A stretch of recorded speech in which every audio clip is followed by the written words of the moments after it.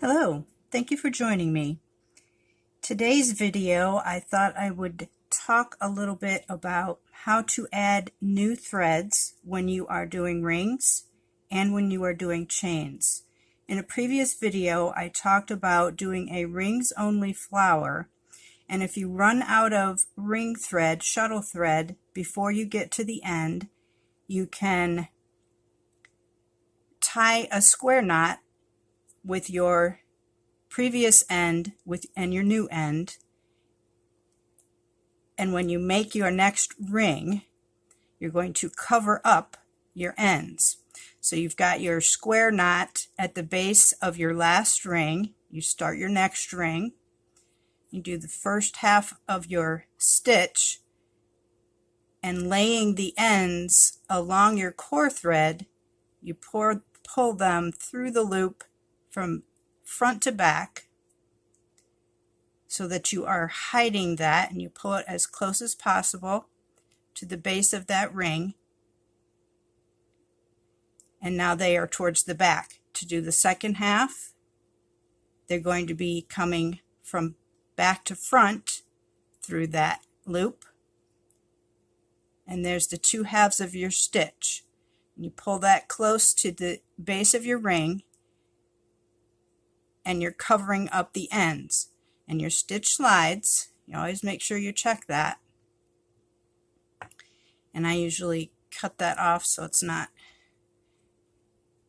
too unwieldy. Now to do that again, you're going to pull them forward, do the first half of your stitch, you've got your loop here, take your ends, lay them over that loop, they're going to follow your core thread, pull that front to back,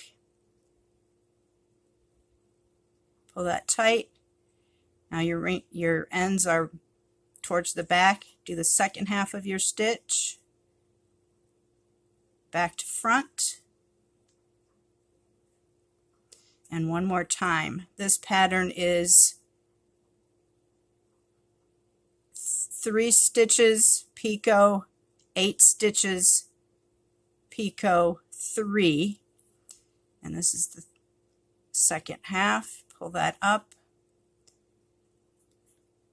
So I've done 3 double stitches here covering the ends. Now I need to join to this picot.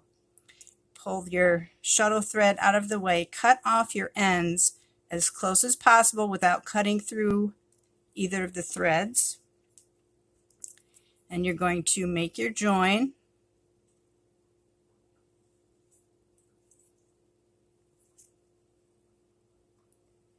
And you've now hidden your ends. You're going to do 8, 1, 2, 3, 4, 5, 6, 7, 8. Do your next picot. 1, 2, 3. 3 picot, join, 8 picot 3. Make sure they slide. Close your ring.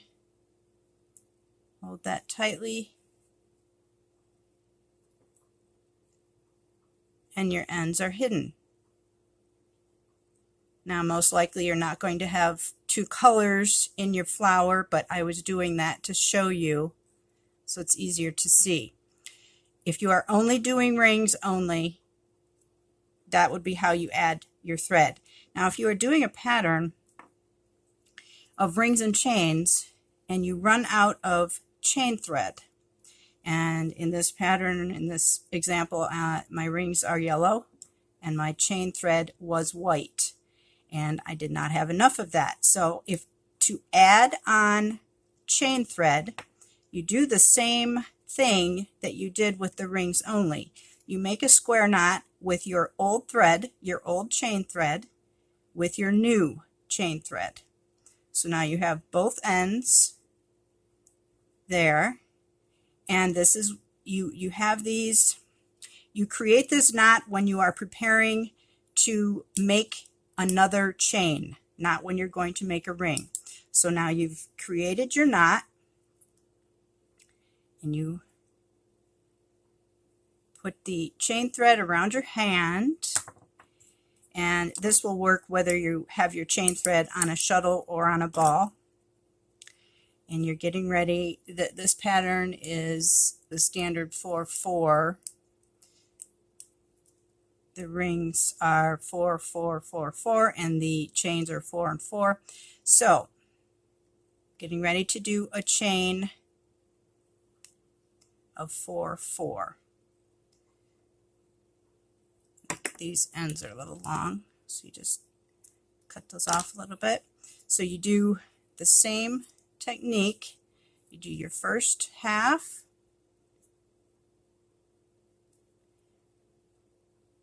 put your ends front to back through that loop, and they are following your core thread.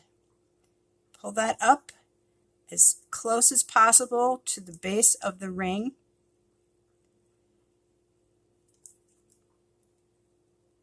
And then do the second half.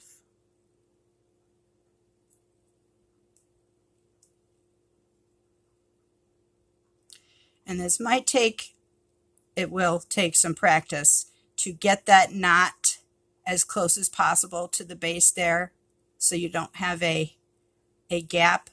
And once you finish the chain, you can pull it tighter. Second stitch, do that again. Front to back, pull that up. Second half of the stitch.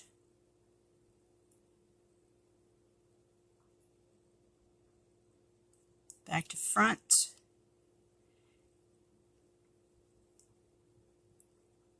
Let's do one more. Now usually when I'm doing a chain of 4, 4, 4 picot 4, I like to do the first 3 stitches and then cut off my ends. Okay, so now I did my first 3 stitches and I pulled that, and you could see the little gap there disappeared. I like to do 3 and then cut off my ends and do the 4th stitch.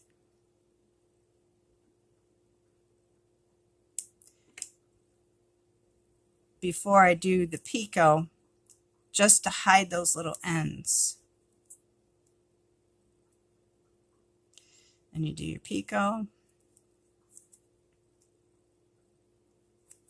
and your next 3. So there's your first stitch, 1, 2, 3, 4. And once you pull your chain, then that continues to close up your gap there, and you've hidden your ends. Then you can turn your work and begin your next ring. So it's really just that simple. You just have to tie on your new thread and hide it in the first few stitches of your next chain.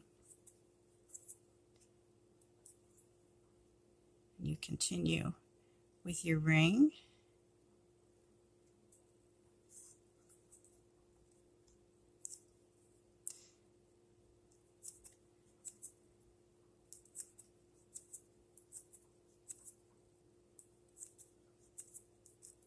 It's 4, 4 picot, 2, 3, 4 picot, 2, 3, 4. Pull that up.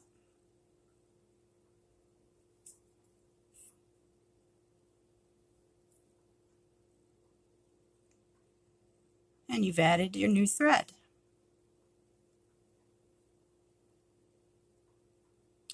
Sometimes, depending on the thickness of thread that I am using, as you can see, that chain looks just a little bit shorter. I could have made the picot a little bit shorter, but this blue thread is slightly smaller than the white.